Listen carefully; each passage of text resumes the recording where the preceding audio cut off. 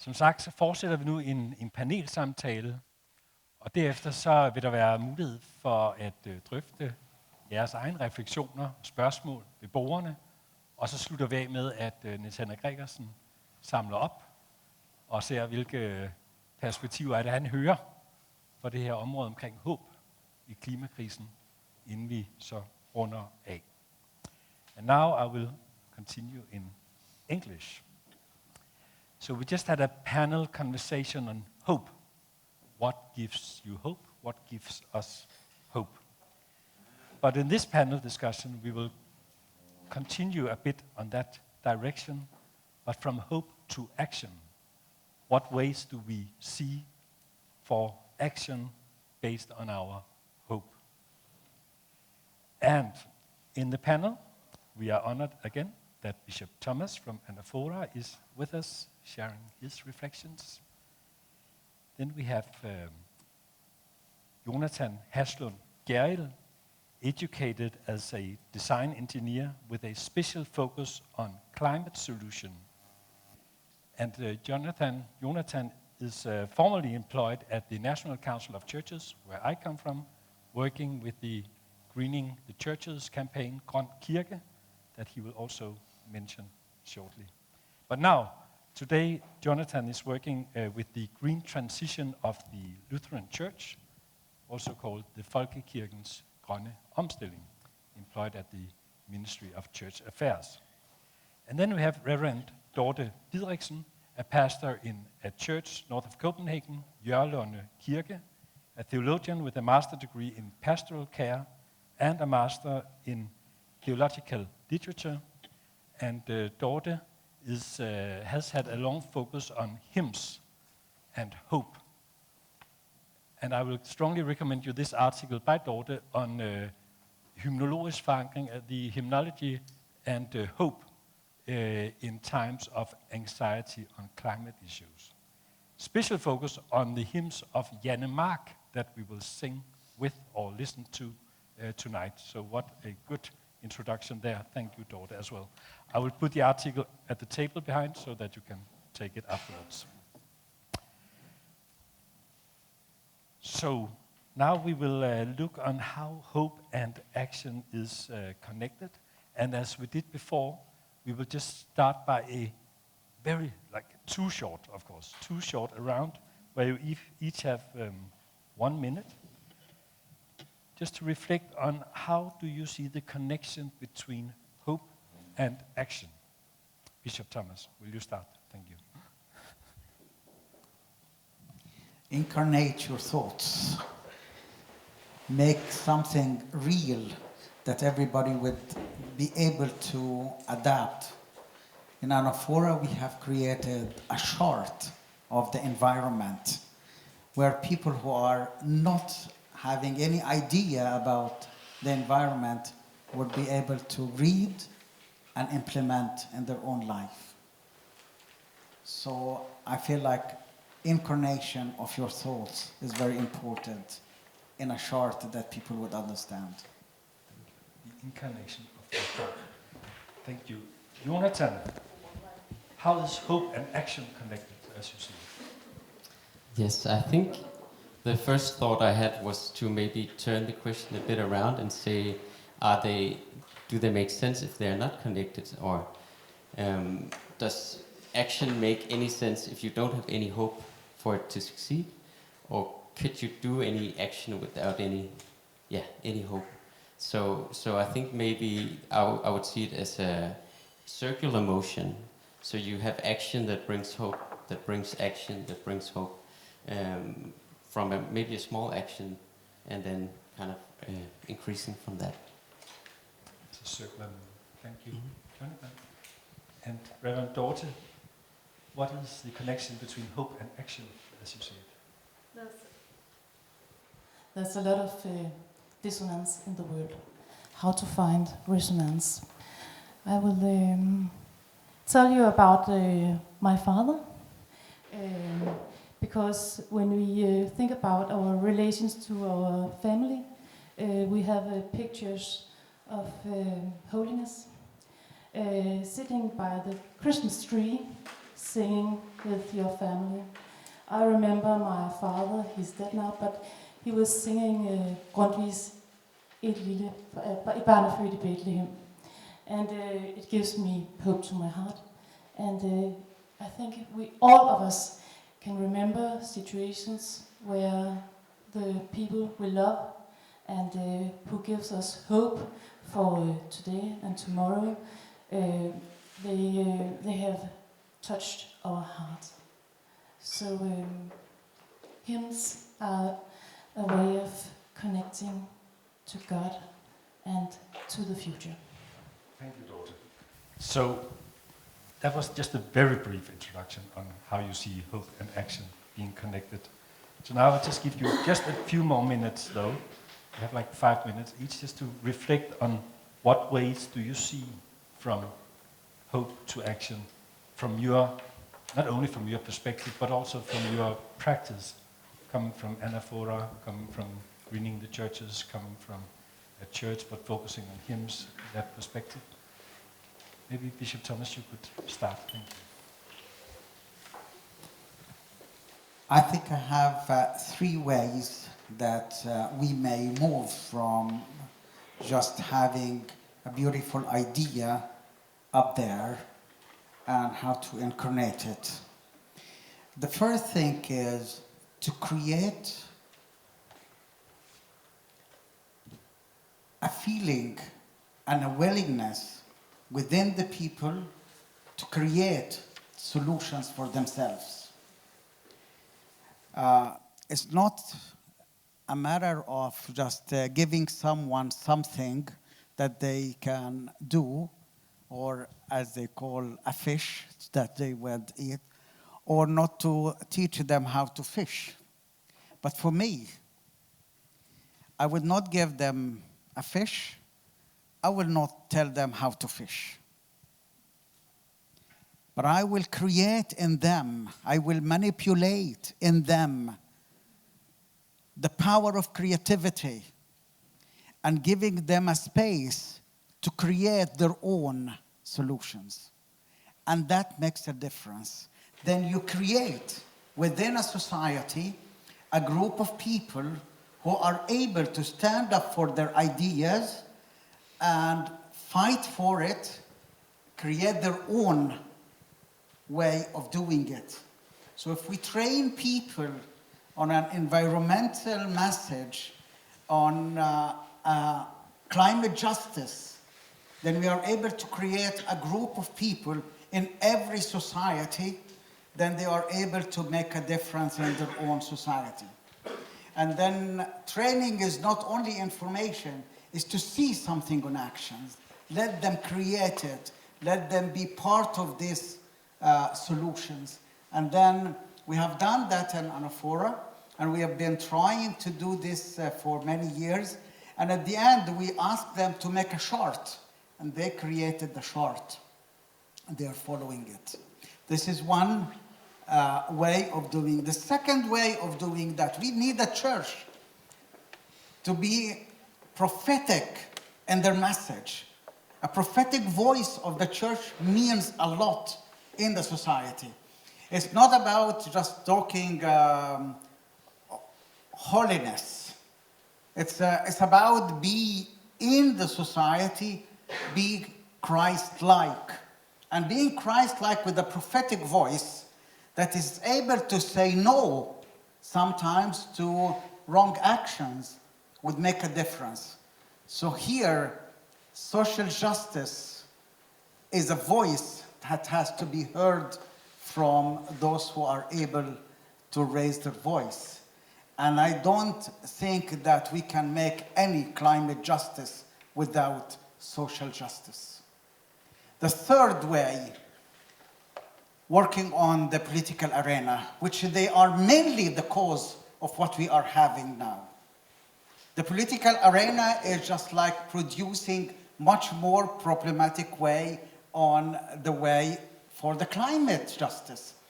And you see now, for example, if I may say, like how much of poisonous gas one missile produces and hurt the whole climate. And how many missiles that we are experiencing this last 6 months that is bombarding lots of the earth and the climate. It's not about one area, it's not about one region, it's about the whole life. And I think most of the what is so-called powerful countries, very much economical powers, they are the most ones that they are producing all this kind of gas. So can the political arena be challenged on this matter and really take an action? When I just was mentioning a hope that is like euphoria and it's not reality, I know that it will never happen, but I feel that if it's only that they are able to give us a break and give us 1 day of the weapon productions and be redirected again to solve the poverty problems and food sovereignty and climate changes, I think it will be much more easier for those who are working on the climate change. I think all the effort that we are doing, it's a very small, but if we are able to challenge the political powers to be more aware and brave in taking real good actions on this climate justice, it will be much more effective. Thank you so much. So, Jonatan, you're working practical ways for the churches in Denmark. But what ways do you see from hope to action in your work with the churches all over Denmark?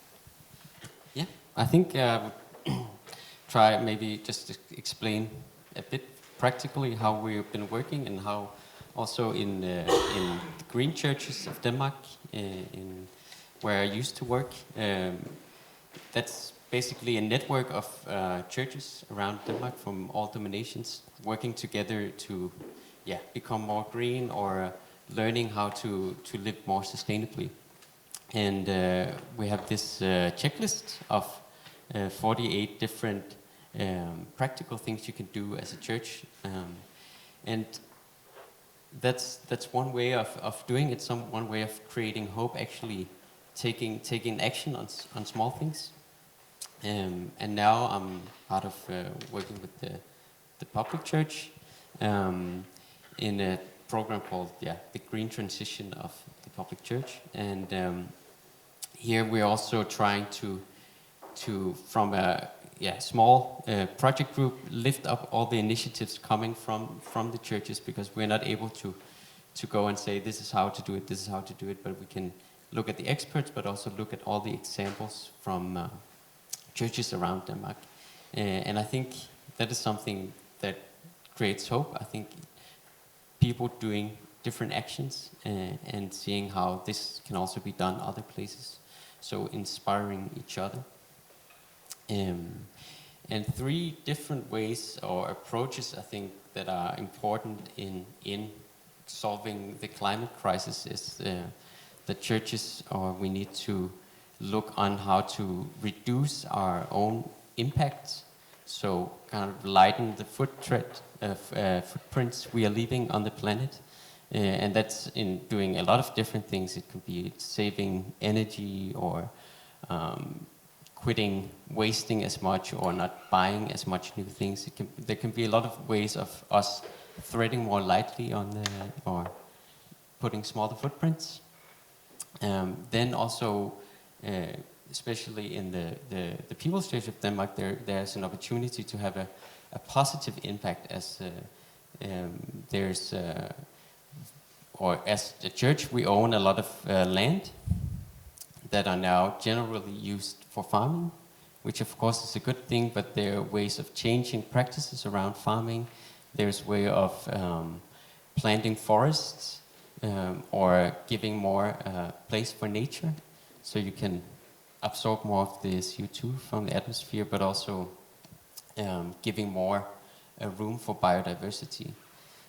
So there's a way that we as churches can kind of increase a positive impact in the world. And then another very important thing that we're also talking about in the project is like how we inspire and co-create with others. And that could be like in our churches, we're doing a lot of different activities. Can we turn that into green or sustainable focused activities where we learn from each other and learn how to live more sustainably? So that's 3 basic ways of acting on the climate crisis and also giving hope. And I think I feel at least very thankful to be a part of a project where you get to see all of these actions being taken in different churches, and also trying to see how can we lift it up. You see signs of hope or ways of hope? Yeah, definitely. I think there's a lot of people asking, like, what do we do? What do we need to do first? What is most important? And it's something that can be a bit difficult to ask, especially on a very general level. But I think seeing people actually taking action and then doing something, and maybe it wasn't the most important thing, but you did something, and then next step will maybe be easier. You gain more knowledge to do even more. So I think those things are creating a lot of hope. Also transforming the way you look at things. Also, when we were in the garden here, you can see the tree in the garden. And maybe you first look at it and see it as a dead tree that is not really relevant anymore. But when you then kind of transform your idea of that this is now a place where there's a lot of beetles living, a room for biodiversity, then it becomes a sculpture or something important. So that's also giving hope. Thank you, Jonatan. So Dorte, we have heard Bishop Thomas talking on social justice, climate justice, and Jonatan talking very practical issues. But I understand that you see hymns or singing together as maybe not a sign of hope, but a way from hope to action. Could you just elaborate a bit on that? Yes, the words in our hymns are poetry that makes companionship and also picturing that grows. It grows from the small children and it grows with us the whole life. And it comforts us because there's a lot of anxiety. I think we have heard a weeping child, Greta Thunberg, and we have to listen to that cry, weeping, and we have to cry along, but also when we have cried enough, we have to thanks, and that's the praise. And the words that we are given in the poetry, they are growing, and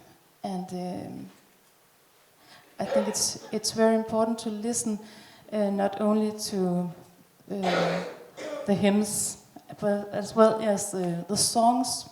I put on a writing here called "The Birds." We are all writing not only hymns but also songs, and that's life-bearing poetry. And we have to see the connection between songs and hymns, because that's also a hope for today and tomorrow. That's a way of not only comforting but also connecting to the universe. Yes. Please listen to the birds. They are singing. And they are singing in a choir. And so do we. Yes. Thank you, Dorte. Bishop Thomas, I noticed you're mentioning, I think at least 3 times within the last 12 hours, social justice and climate justice. And the prophetic voice of the churches. Where do you see that should come from? Would it be locally, like in Anaphora or local churches in Denmark? Or would it be the churches together? For example, we went to the World Council of Churches General Assembly, you and I, a few weeks back, and you gathered churches from all over the world. Would that be a place to raise a prophetic voice, or how do you see that prophetic voice, where should it be? I think I see the prophetic voice in everywhere, because we are able to raise the children to care for the nature. So it's about education from the beginning. It's a voice in the preaching in the churches. It's a voice in preaching wherever you are. So I don't see that the prophetic voice would be limited in one place, but I think it could be spread, journalism, creating a phenomena around the world that the need for social justice and climate justice has to go together. Crises all over the world would happen, everywhere. And crises sometimes working as equalizers. The same, rich and poor are facing the same crisis. For example, when we have the pandemic, rich and poor faced that pandemic, that crisis. But the gap, the very big gap between how the rich and the poor facing the crisis is enormous gap. The rich would have enough medicine and facilities and hospitals and raising immunity with lots of means, good food, good environment. And the poor ones, they have to die in silence without big headlines. And that's exactly where all of us has to be aware that the life of a poor person matters like the life of a rich person. And this is what we really need to be careful for. The rich person would enjoy a lot of things. Let them enjoy it. But at the same time, if he or she would not look and care for others who are sitting outside the door.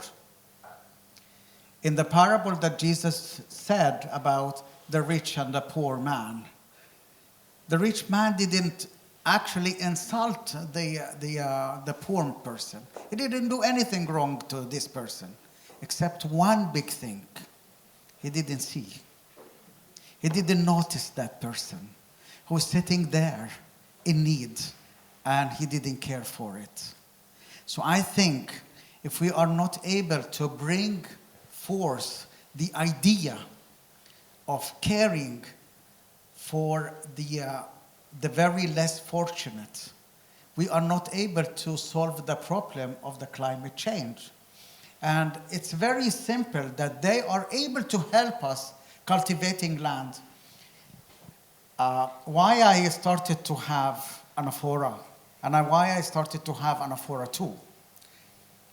Anaphora, I felt like we need to do something, like we could stay and give an example that the desert could be reclaimed into a place where people could come together, bridging gap between cultures, giving education, lifting up people. Because the vision is lifting up every person, the whole person. And the way, the know-how is to kneel down. No one can lift anyone up unless they know how to kneel down first. But then I start to think, why don't we take that experience and go somewhere else and create a new way of presenting an action? And I said that a lot of people wanted to immigrate and to migrate from the poor areas, the less fortunate areas, and get into the boat and go to the Mediterranean and die there. Very few of them are making it to the other side, thinking the grass is greener in the other side. Even if the grass is greener in the other side, why we have to kill all these people because of the hope that they can make something different? I said that I will use this power and use the the power of immigration. I want to migrate. I want to make a difference in my life. And I say, you can migrate within your country. And we take a piece of land and the same experience of anaphora, we bring it there. We took a very big piece of land of desert, just desert, merely desert. And we start to dig down a well. And we hope that people would come, join us, and bring those families that they want to leave and create a new life for them there. So I think this is, for me, is social justice and climate justice at the same time. If we are able to join hand all together and make a difference in this life. I'm very happy that just last week, one of the very good friend of mine, he said, like, I will take just a very small piece of land and I will cultivate it for you. And I will help you to plant wheat for 10 fadans, wheat in there. And I said, this will solve a lot of problems for the family. And then he said, what are you going to do with the wheat or the production of the wheat? And I said, if you want me to sell it, it's your right. But if you want me to give it to the poor ones that they don't have, it will be my right. And I said, it's your right. And it was very good that he did that. So I see that we can make a small difference, but if we are able to share together projects like this all over the world. Thank you, Bishop Thomas. So moving from anaphora and a global perspective, Dorte, I know that your local church in Jørlund is also a so-called green church that Jonatan just mentioned. And you have been working very much on hymns and anxiety on climate. And I think that is more or less a very recognized illness touching us, that we simply get pacified by our anxiety on climate change. So what, very concretely, in your church, how do you see that hymns can awaken us? Hymns is a way of listening and seeing with the heart. Seeing and listening with the heart. Because we often see with our own eyes and listen with our own ears. But this is det tredje rum. Yes, third room, yes. It gives us another place. You can leave yourself and be with the community, be with Christ, and see the world in His eyes. And Jonatan, you are an engineer, but I've been working closely together with you, and I will almost call you the most theological engineer that I know.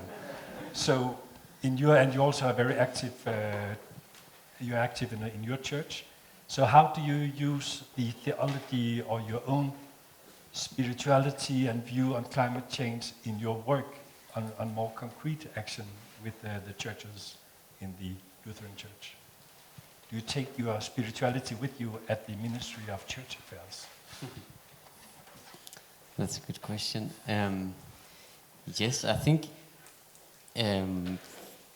this has been a motivation of mine from the beginning to act on what I believe in, and as learning the consequences of climate change and how it affects us, the planet, and especially also poorer parts of the world where you really experience how the climate is changing and you're more vulnerable to this.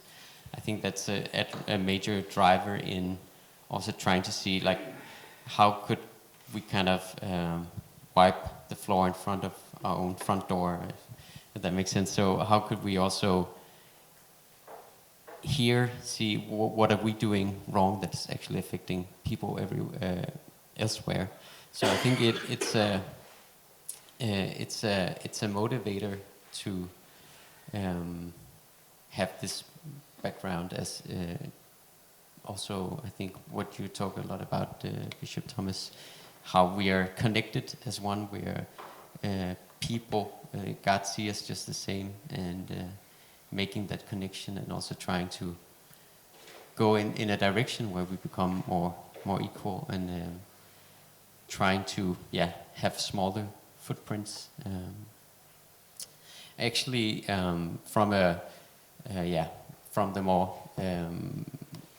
engineering point of view, I think if you calculate it, they say that you need to have a footprint, so a carbon footprint, so how much CO2 you emit through your lifestyle. That is 2 tons a year. And now I think in average, a Danish person, they say, have 17 tons of CO2 per year. And you have to go to, it's mainly like the poorest of people who have this very, very low impact. So maybe we should also learn to see how, of course we need to find a sustainable way of living that also sustains our needs, but we also need to look around and see how can we live more humbly and live with a lower impact. Yeah. Last week I heard a renowned Danish professor on conflict, Ole Wever, and he said, the climate solutions that we need now cannot be decided democratically only. We need a strong top-down decision on this. And if there is one thing that the Lutheran Church in Denmark is not good at, is top-down solutions. So how do you, Jonatan, in your work with greening the churches and also in the Ministry of Church Affairs, do you take like top-down decisions to the Lutheran Church, or do you try to motivate them from below, or how do you do it? Yeah, so we work, just as you said, more from a bottom-up perspective, because there is not really this voice, or you have to be very careful when you go out and say, like, now we have to do it like this. And I think that's, of course, it has a lot of value that things comes from below, but we also have to realize that there are boundaries of the earth that might be in the end be the factor that kind of like comes from top. Now the need is so big that we cannot do anything except act on it. And one thought I had now with the crisis or the war in Ukraine. This is of course a very dreadful thing that's happening,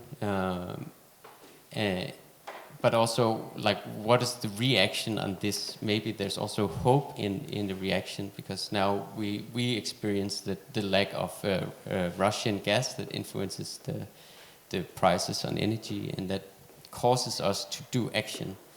We had just recently in our work, we had a seminar, online webinar on how to save energy in the churches, because they're not able within their budgets to actually heat the churches as they used to be. So there's this need of doing something different because of budgets, but it's also part of like the green transition. And so how can we react on things that are happening in a good way? I think that's a good perspective on things, that even though it's something terrible that happens, maybe it causes a good reaction, and we need to go on that flow. Yeah. Thank you. There is time for a question if anyone is like very eager to ask a question. Christine, first up question.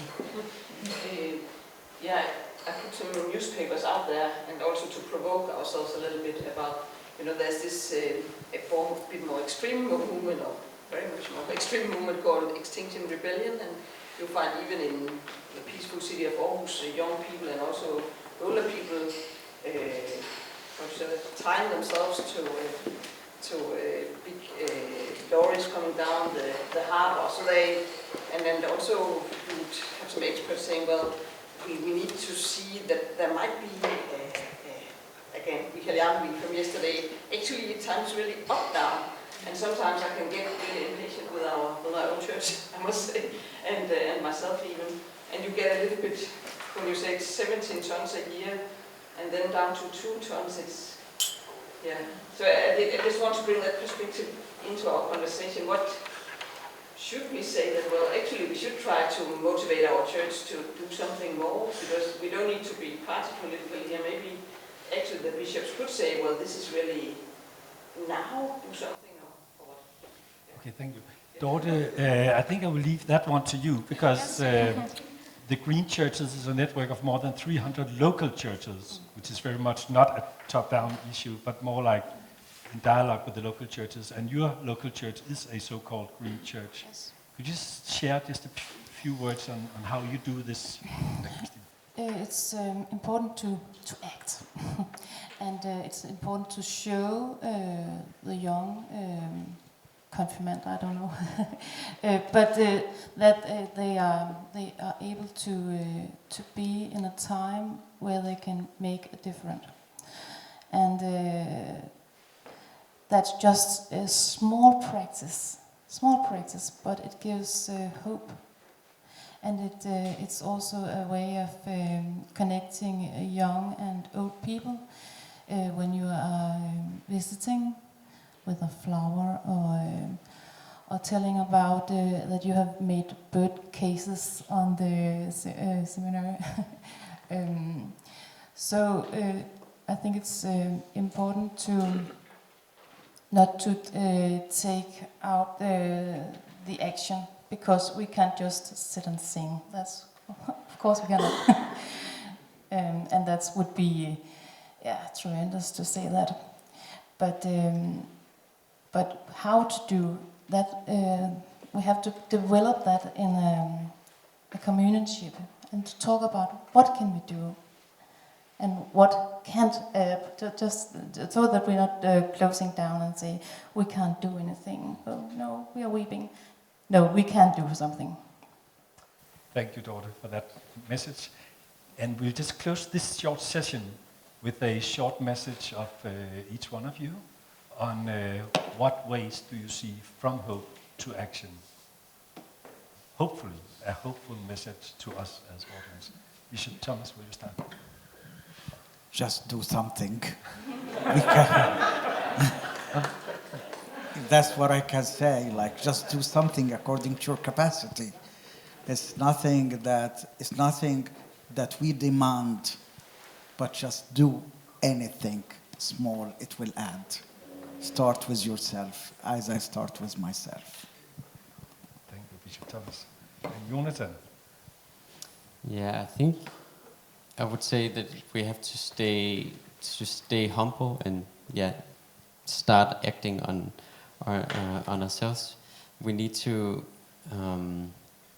be open for change. I think that's a very important thing, that not doing things as we used to do, but also seeing like what is the need and how can I adapt in that way, and maybe figuring out where is it I put my value in. Is it like the essentials, and then I can change around that, and not putting value in the things we have, but what really matters, and putting focus on that, and then maybe you realize there are things you can let go of. Thank you. To value.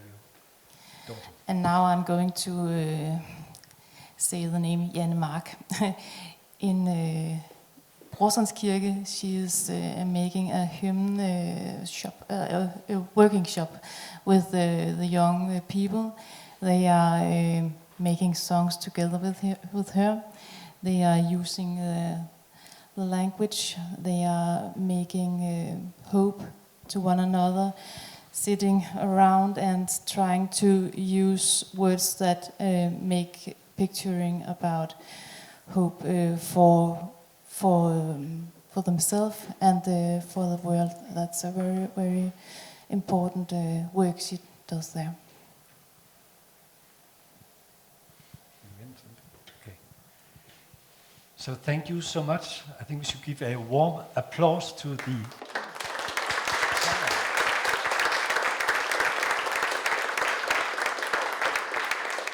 Thank you, Bishop Thomas. Thank you, Jonatan, and thank you, Dorte, for sharing your very different perspectives on this issue of coming from hope to action. So thank you so much. And I just give give the last word to Dorte on this one. Thank you.